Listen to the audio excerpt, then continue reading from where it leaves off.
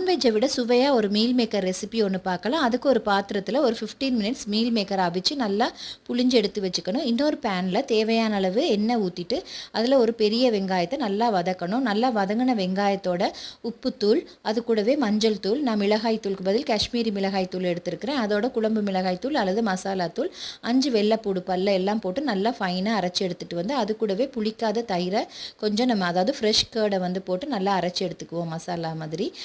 அதுக்கு பிறகு இன்னொரு பேனில் தேவையான அளவு எண்ணெய் ஊற்றிட்டு அதில் காஷ்மீரி மிளகாய் தூளும் உப்புத்தூளும் போட்டு நான் இந்த மாதிரி வதக்கி எடுத்து வச்சுருக்கிறேன் மீல் மேக்கரை.